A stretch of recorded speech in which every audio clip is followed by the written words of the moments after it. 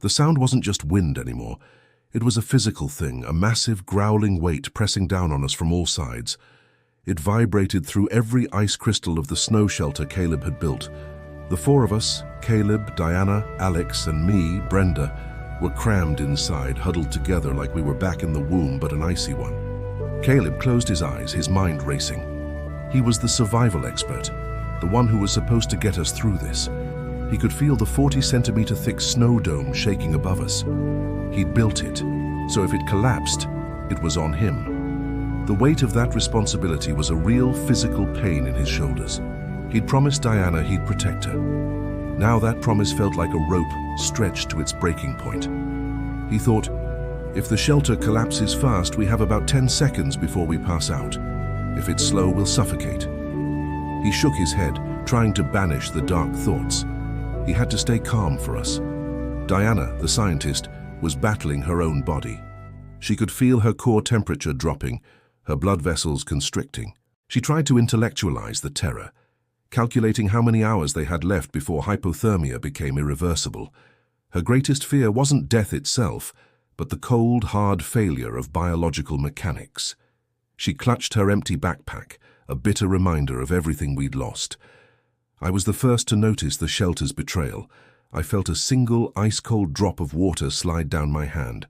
The shelter was melting. To me, it wasn't just moisture, it was a lie. I've learned not to trust anything or anyone, and I was sure this meticulously built shelter was no exception.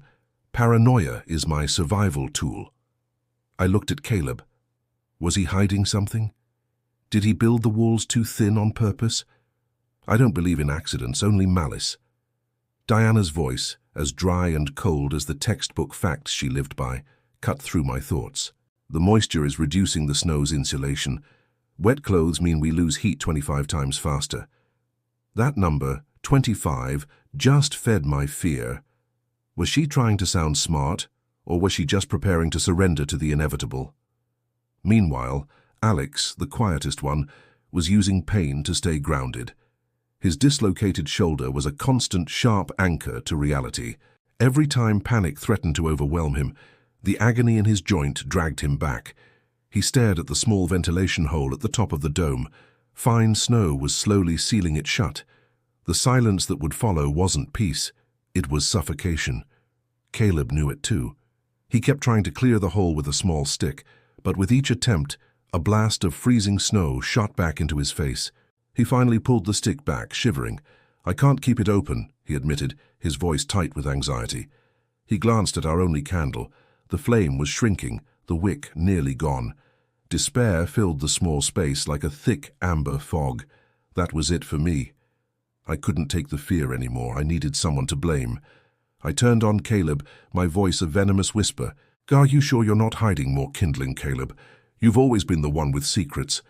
The accusation hit him like a physical blow. He shot up, bumping into Alex. "I threw everything away. I built this shelter to save you. What do you think I'm hiding? A box of matches?" He wasn't just defending himself. He was defending his role as our leader, the very reason for his existence in this hell. "Enough." Diana's voice cracked like a whip. She put a hand on Caleb's shoulder, her gaze fierce. "Right now there are no leaders or accusers. We're just four bodies sharing the same pocket of air. The enemy is out there, not in here. We either cooperate or we all freeze to death." Her words were brutal, but they were true. They silenced us both. And then, as if on cue, the candle flame flickered one last time and went out. Absolute, total darkness fell. It wasn't just the absence of light. It was the presence of a primal, suffocating fear. The roar of the blizzard outside seemed to double in volume. For me, it was the end. Trapped in the dark, I felt the walls closing in, turning our shelter into a coffin. I couldn't see anyone. Were they still there? Or had they left me to die? Caleb sat motionless, crushed by the weight of his failure. The candle going out was a symbol of his defeat. He felt Diana's cold hand find his in the blackness and squeeze. It wasn't a promise that everything would be okay, but a silent message. We endure this together.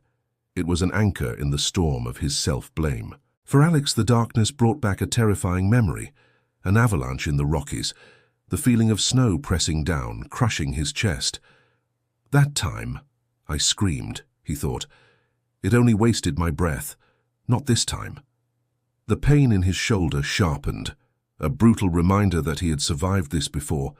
He realized he wasn't the weakest among us. He was the only one who had already faced this kind of death and won. His voice, hoarse and trembling, finally broke the suffocating silence. I was buried in snow once, he said. This feeling, it wants you to give up. It wants you to sleep. It tricks you into thinking the cold is peaceful, but it's not. The cold is oblivion. He squeezed our hands, sharing not just warmth, but his own hard-won experience. We have to talk, sing, shiver, anything. Just don't let the silence win.